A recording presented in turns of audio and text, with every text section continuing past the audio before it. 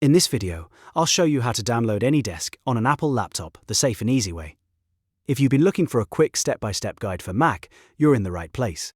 We'll go through the official website, find the correct Mac download, and make sure you get the right version installed without any confusion. If this tutorial helps, don't forget to hit like and subscribe for more simple tech guides just like this. Let's get started. First, open your web browser on your Apple laptop. You can use Safari, Chrome, or any browser you prefer. Once the browser is open, click inside the address bar at the top. Now type Anydesk and press Enter.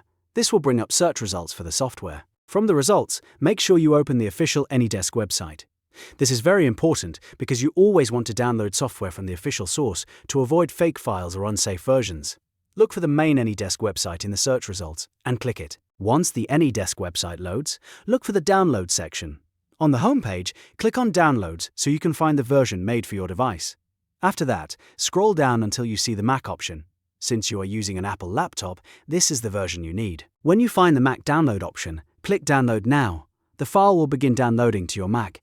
Depending on your browser and internet speed, it may take a few moments to finish. After the download completes, you can open the file from your Downloads folder and continue with the installation process. But for this video, the main goal was to show you how to correctly find and download Anydesk on an Apple laptop. And now you've done that successfully. Just to recap, open your browser, search for Anydesk, go to the official website, click Downloads, scroll down to Mac, and then click Download Now. That's the safest and easiest way to get Anydesk on your Apple laptop. If this video helped you out, please give it a thumbs up and subscribe to the channel for more helpful tutorials. Thanks for watching, and I'll see you in the next one.